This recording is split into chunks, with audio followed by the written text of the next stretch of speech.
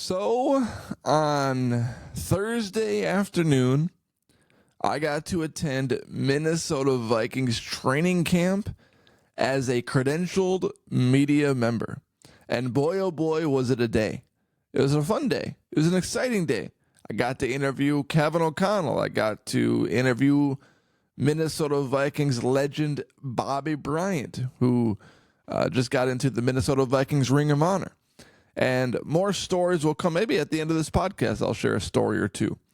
But I got to share what I saw on the field, because that's what's most important. I was analyzing J.J. McCarthy and Sam Darnold for the first time with my own eyes. Wasn't relying on some video of J.J. McCarthy throwing a big, long bomb or Sam Darnold completing a long pass to Jordan Addison. Wasn't relying on some random dude posting videos or the Minnesota Vikings social media account throwing stuff out there, trying to, make a quarterback look good, make the Minnesota Vikings roster look good, because all of that stuff I feel like is biased. I went with an objective opinion, analyzing, looking at the details, looking at each quarterback, and here are my takeaways. J.J. McCarthy looked just as good as Sam Darnold. And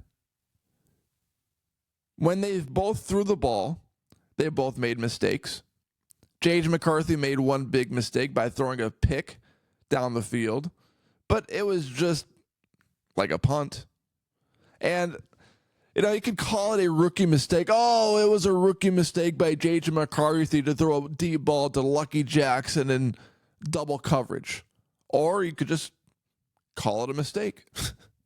If Sam Darnold throws a pick, it's not a rookie mistake. It's just a mistake.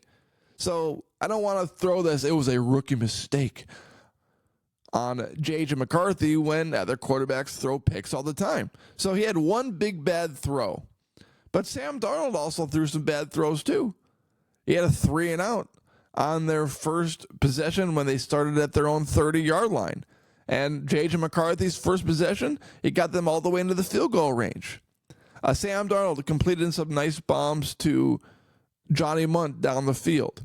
J.J. McCarthy threw some nice balls to Lucky Jackson and Tristan Jackson and Trent Sheffield Sr. down the field. Both guys moved the ball down the field, except Sam Darnold was thrown to the ones, and J.J. McCarthy was thrown to the twos, which it seems like, okay, advantage Sam Darnold. So, you look at what these guys are capable of on the field, and obviously McCarthy has the higher ceiling right now, but he is a rookie. He might not be where the Minnesota Vikings coaches want him to be, but this goes back to my thought of J.J. McCarthy could be better than Sam Darnold right now. But if it is 55-45, if it is 52-48 J.J. McCarthy, well, then the Minnesota Vikings coaches are going to start Sam Darnold because it's so close that, hey, let's just start the veteran. Let's get this rookie to a place that we want him to be, because he's not heads and shoulders above Sam Darnold. It's not so obvious that he's better than Sam Darnold that he can wait behind the wings a little bit, work on his footwork, work on his mental game, work on his physical traits too, and then we can kind of get him to where we want him to be when we want him to be. And then we can start him when we want him to start him. I took a couple of videos of practice yesterday, and I'll share my screen with you. So I posted these things to Twitter. And man, one of my biggest takeaways, and I'm kidding here, but nobody snaps a ball like J.J. McCarthy. I mean, look at this. Look at the attention to detail. Look, just put the guy in motion. Oh, look at that. Yup. It's all about those reps, baby. He looks legit. Man, look at that. Look how he snaps the ball. And then I took some videos of the plays, did some play-by-play of what was happening. Minnesota Vikings, earlier on, I posted video of them practicing a a kickoff return. And then here's J.J. McCarthy throwing a great pass to Tristan Jackson, who couldn't catch it. It went right off his hands. And he's a wide receiver, so you probably should catch that. But then, he threw a dot to Lucky Jackson for a long touchdown. Sam Darnold 3 and out. He got a second try to get a first down. Then he got a first down. On to Jordan Addison on a third down completion. And then J.J. McCarthy easily marched the Minnesota Vikings down the field. And then Jaren Hall steps in. Nick Mullins did not get any reps. Jaren Hall steps in. He rolls out to his right, throws a nice ball to the third-string wide receiver, whoever it was. And I'm like, wow, he's moving the ball down the field. Very next play, throws it right to the Minnesota Vikings defense. And then he hauls it in and brings it back for a pick six. And that was the end of Jaren Hall. And so here's the bad J.J. McCarthy throw right here. McCarthy launches a terrible throw into double coverage to Trent Sheffield, should have been senior, and it's picked off. But then the very next possession that McCarthy got was totally redeemed himself because he had another big, long 30, 40-yard pass to Trent Sheffield down the field. And that's what you want from a rookie quarterback. Every guy is going to make a mistake. Every guy is going to have moments that they want back. So, a pick isn't always a rookie moment. It's just a mistake. But you want them to totally redeem themselves, come back and make the right decision, come back and make the right read. And he did exactly that. So, as bad as the interception was, every quarterback is going to have them. What you want to see is how they respond from the interception, right? Isn't that what you want? Anyways. So let me just dive into a story of my training camp practice yesterday. So I was credentialed media member on Thursday afternoon. Maybe I'll go back if I got time to. It's like a 45-minute drive from our house. So it's not like right across the street or anything. So I get there, trying to find the media center, trying to find this area. I'm looking at the map. The map is, pretty helpful, actually. I'm asking questions to the security people. They don't really know. I'm asking this guy a question, and he's like, I don't know. Let me ask someone else. They're very helpful. Don't hear me wrong. They were very helpful, very kind, very willing to find out what the answer was, but they did not know the answer right away. So they radio to this guy, radio to that guy, get to that guy. They radio to this guy, radio to that guy. Oh, you go over here. So I found where the media entrance was to practice, but I'm like, is this where Kevin O'Connell's interview is going to be? Because I don't know I've never been here before. I've never been to a Minnesota Vikings practice. My wife and I and our kid, we went to the Vikings experience last year where, they got all these incredible games for kids and stuff. But I've never been to a Minnesota Vikings practice. I don't know where the media goes. I don't know where Kevin O'Connell's interview takes place. And that's why I'm there. I want to watch practice, but I want to interview Kevin O'Connell. I want to take part of that, take part of the Bobby Bryant interview. So I found where that entrance was. But then I'm like, is this where they do it or is it a different entrance? I don't know. Well, they don't know. So then I asked the security guards, like, when is this where Kevin O'Connell gets interviewed? They're like, I don't know. So anyway, I took matters in my own hands. I pulled up the map, went to the media center, found a security guard by the media center. I asked him, is this the media center? He says, I don't know. And he looks around, finds out if it's the media center or not. He looks down. He said, oh, the media center's down there. So I walked down to the media center, and I buzzed the intercom thing to let me in. And I said, is this the media center? She's like, oh, no, you go around the corner over here. I'm like, oh, thank you. And they're like, oh, do you have the 4-digit code? I'm like, no, I don't have the 4-digit code. And she's like, oh, who's your contact? Something. Oh, it's this person. So she contacted this person as my contact, got a code, let me into the media center, talked it up with Alec Lewis, and there's some other media guys in there as well. Kevin Seifert was in the media center. Didn't really talk to him once at all, but Alec Lewis was a super cool guy from The Athletic, and he's got a podcast himself, so if you want to go check that out, I think it's the Alec Lewis Show on YouTube and wherever else you get your podcasts.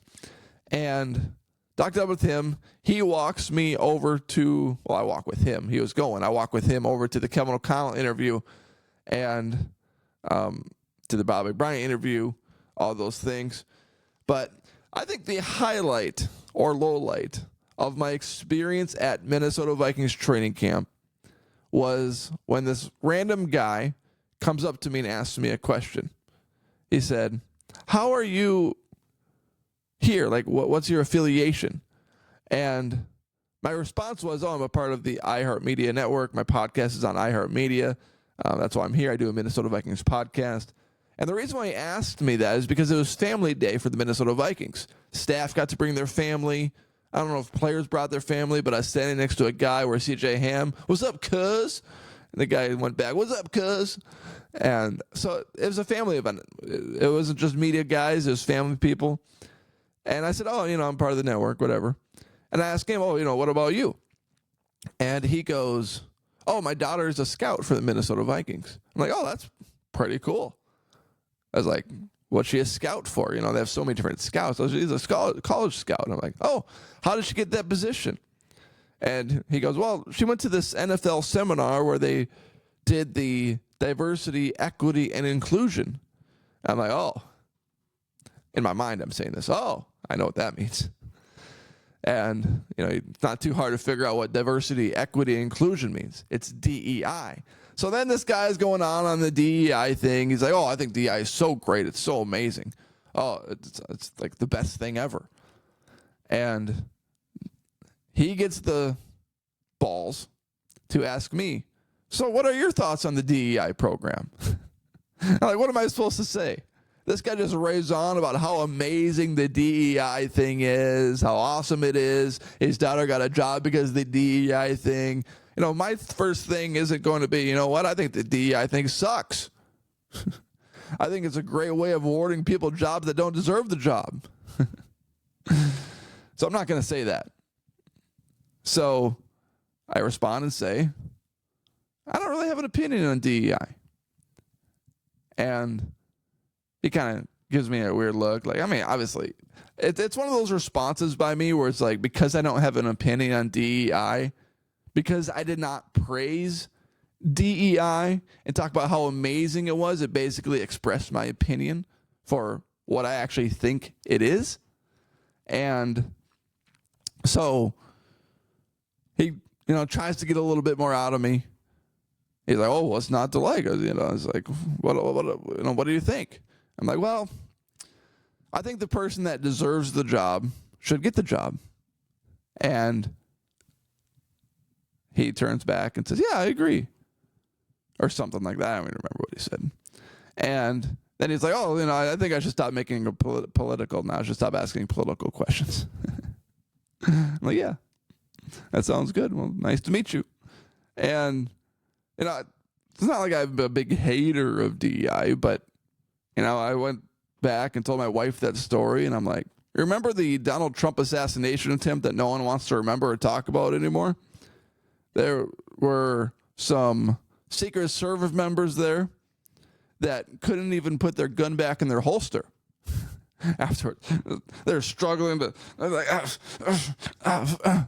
It's like, is that a DEI hire? All we see are things about DEI hires. And yet, these people get these jobs because of the DEI.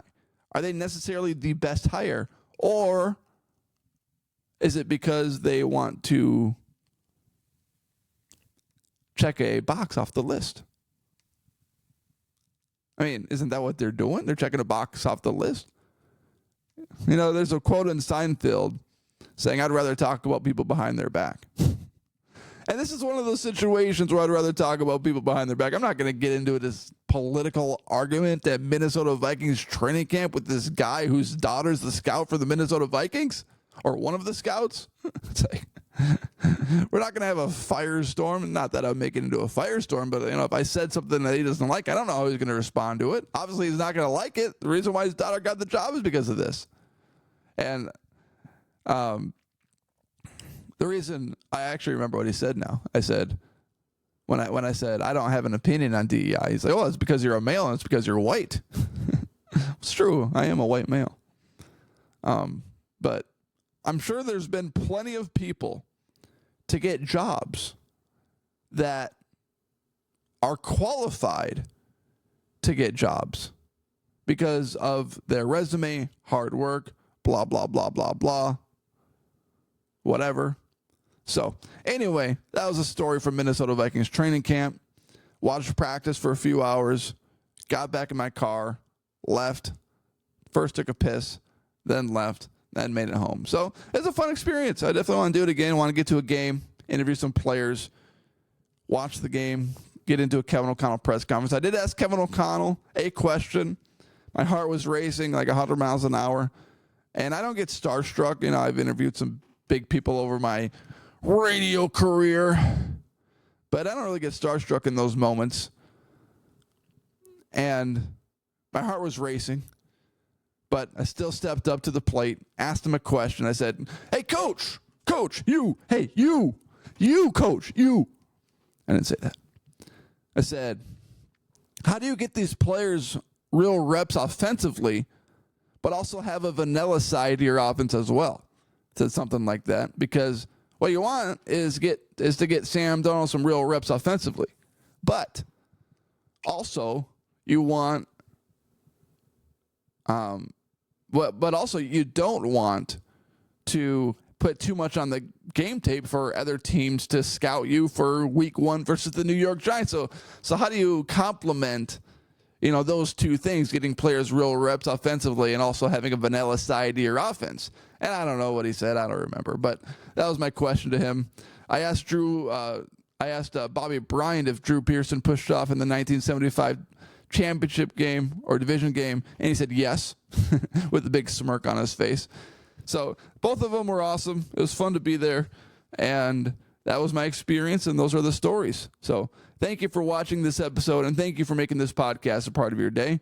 Everyone, thank you, and I appreciate it. Appreciate the watches, the views, and everything else in between.